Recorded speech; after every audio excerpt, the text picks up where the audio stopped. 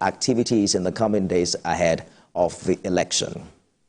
Our attention on the show today is turned to the transportation sector, which is crucial to the fulfillment of the renewed hope agenda of President Bola Tinubu's administration, as all is now set to mark his 1 year in office. The Minister of Transportation, Senator Saidu Alkali, has put forth plans for the creation of a national land transport policy, marking a potential turning point for Nigeria's land transport subsector.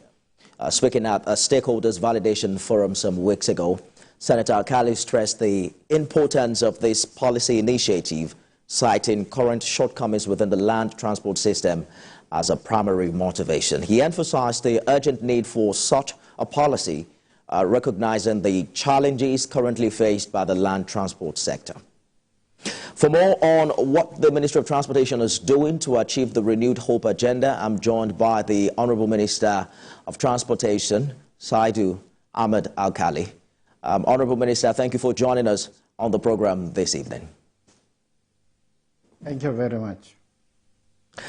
All right, so some have alleged that you have largely not been quite active, especially when it comes to conversation with the media relative to what we saw with the former Minister of Transportation.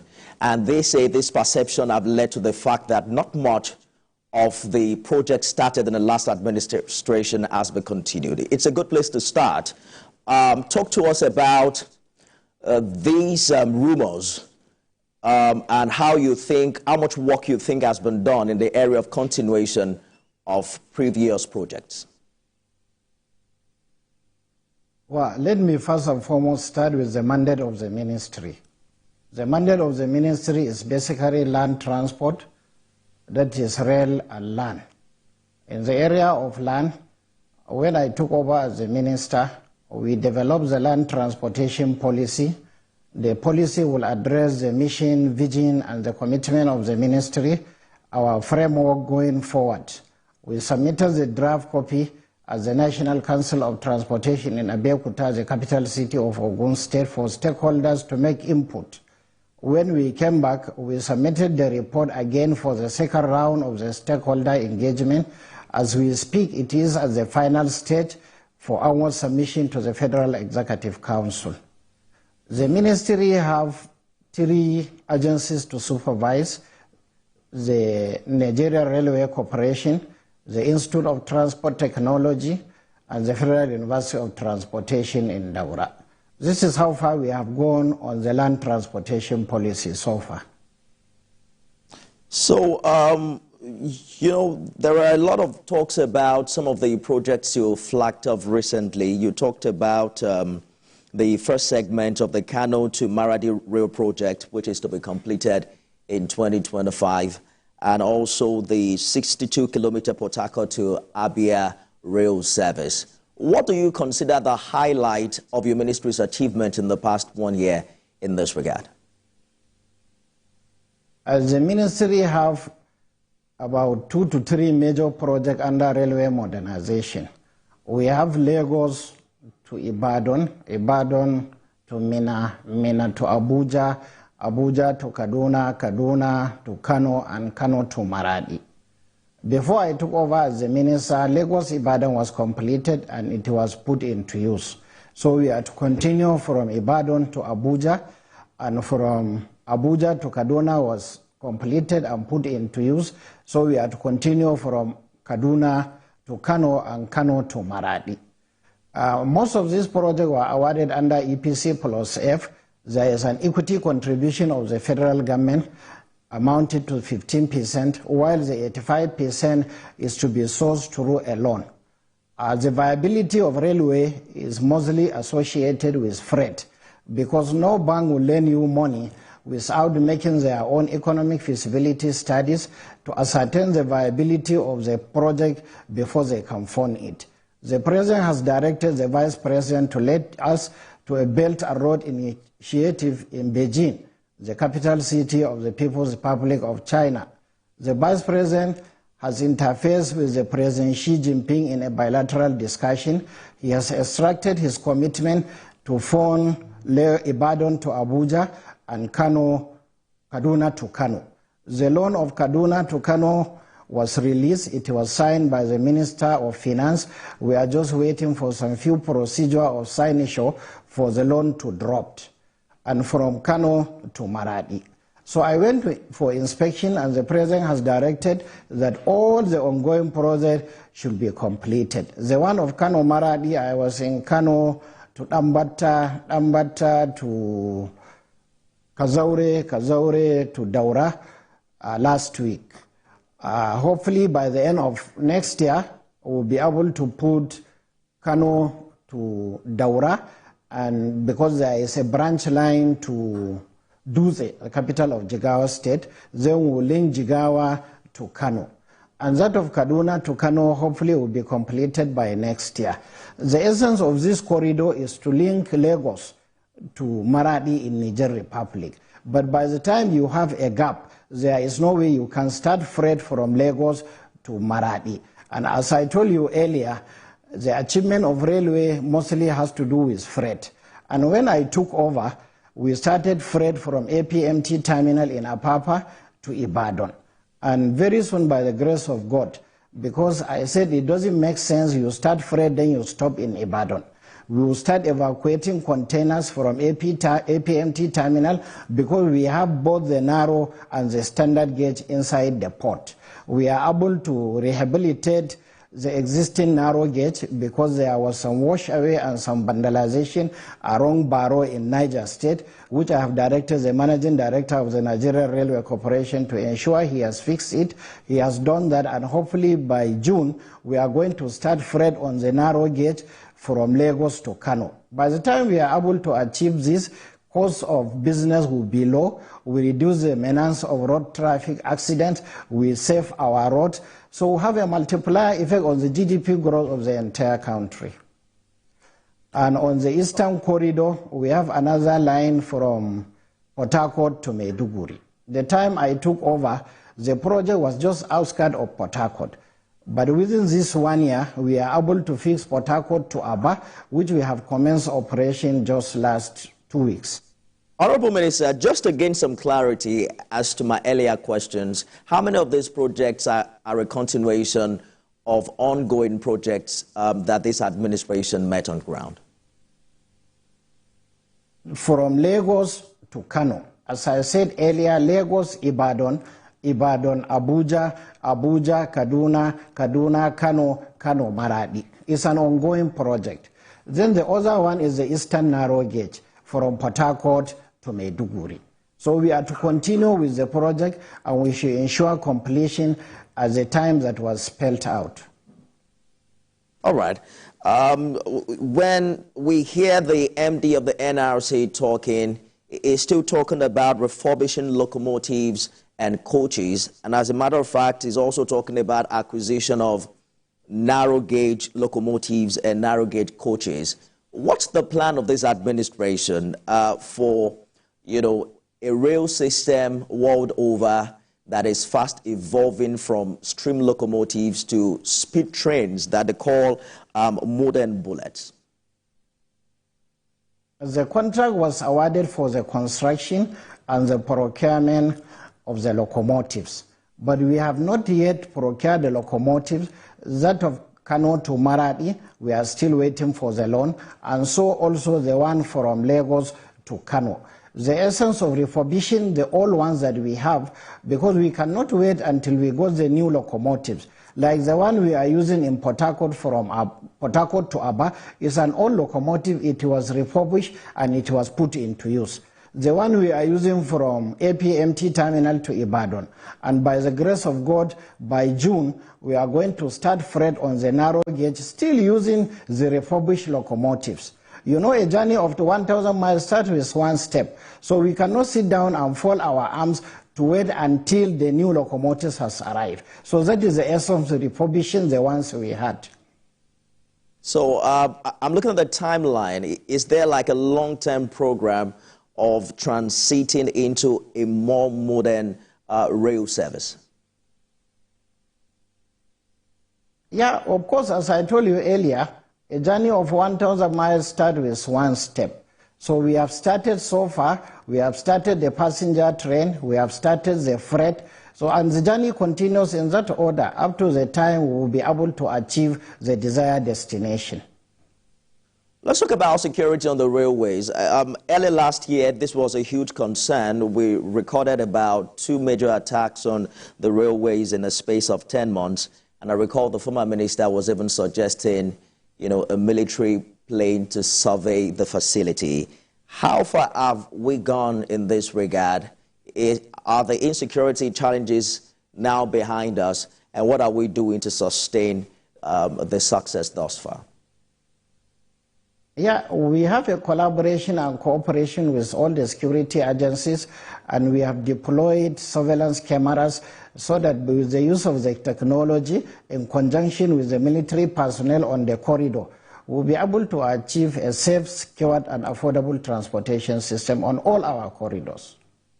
You talked about the rail service, and one of the challenges we've also seen in the past years is the challenge of, vandalization on the rail tracks, the recalling, stealing of vital... Earlier, we are having a collaboration with all the security agencies, and of course the Nigerian Railway Corporation has deployed a lot of technology on the corridors. And so far, since this government came into power, we have not had any incidents of any attack on our rail lines. So I'm just wondering if that's a matter of chance, or you think there has been an improvement from what we've seen before as to what is happening right now. Because the collaboration with all these security agencies seem to be, most of them have also reacted even aftermath of these theft occurrences. What precisely would you say you have done differently this time? Yeah, what we have done differently is continued engagement with the security agencies. And as I have mentioned earlier, we have deployed a lot of technology on all the corridors so that we ensure that the corridors are safe for all our trains to move on it. So we've seen the digitization of the railway payment system, but there was an experience in the Butemeta station earlier this year with the issue of ticket racketeering, and that raised some concerns about how efficient this process has been. The NRC acknowledged at the time that some of its staff are culpable. What are you doing about this? Yeah, all the staff that were affected by that were sacked, and we ensure that these incidences will not occur again. Immediately when we had the incident, we summoned the Nigerian Railway Corporation and all the operators into the ministry so that we try to find out the nitty-gritty of some of these things and why the things were occurring. And since then, we have not had any incidents of ticket racketeering so far. So as we speak now, people don't pay for tickets at the stations? They still have to book online? No, you can book online, but you can as well obtain the ticket on the counter. You can use your ATM card to pay for the ticket. Those who obtain their own online will come with their booking reference so that they board the train. Let's talk about the land transportation policy. You mentioned weeks ago that the land transport subsector was presently perhaps the weakest link in the whole transportation sector, in the transport and logistics value chain, and that's why there's need for a policy that will somehow engender its transformation. Is the national land transport policy now completed? And perhaps you can enlighten us precisely what it's offering. We are at the final stage of submitting the policy to the Federal Executive Council. As I told you earlier, we have finished all the engagement with relevant stakeholders. So we are trying to wrap up the policy so that we submit it to Council for approval. And the policies seek to address the mission and vision of the ministry, and we are going to open the railway for private sector participation. How does that work when you talk about private involvement, private sector engagement? Once you allow the sector for private sector participation, the private sector will key in so that they will bring investment on the sectors. By then, you will be able to drive the sector to the next level. Does that mean that Nigerians will have to pay more? Yeah, why not? Any investor that is interested in the investment will come and approach the ministry. We submit their proposal to ICRC. They will vet it, the outline business case, the full business case. They will submit it to FEC for approval. What really do you think has been the challenge? Is it a function, do you think it's a challenge with public facilities, government lacking the capacity to manage public facilities, and then we have to bring private sector to run it for us, and by implication, Nigerians have to pay more for the services? It's not really like that. You see, in anything you are doing, you have to be mindful of not putting burden on the fiscal burden of our nation's economy. And once you allow private sector, it's one of the things that the President Bola Tinubu is trying to achieve, so that we bring private sector participation in all our investments. So we open this conversation to the viewers to also check in with you and send in some questions. And, one of the concerns raised online is the management of all of these new train stations that we've seen spring up in some parts of the country. This particular person says the escalator and elevator at the Lagos-Ibadan stations are not working. Even the Ibadan station looks dirty with no electricity. You guys need to fix these problems. Who do you think is responsible for this, and how are you intending to solve these problems? On that, I have already directed the managing director of the Nigerian Railway Corporation to fix all the escalators within 48 hours. So by the special grace of God, in the next 48 hours, all the escalators will be working. All right. And you also would follow through with some concerns that have been raised. The issue of digitizing the payment system. What we find out really is that these tickets are booked online and then sold to passengers at the station at a higher rate. We have some checks mechanism. By the time you are going to buy the ticket online, we have to have your data, even for security reasons. We have your name, your NIMC number, and at the time you are going to board the station, we are going to cross-check whether this data belongs to you or not before you will be allowed to board the train. All right. This person is asking if the Abuja Kaduna Railway has resumed and what's been done to avert a recurrence of the security challenges experienced there years ago. Yeah, it has resumed. And I have said earlier, we have constant engagement with the security agencies, and the technology we have deployed is going to address the situation, or it has addressed the situation already.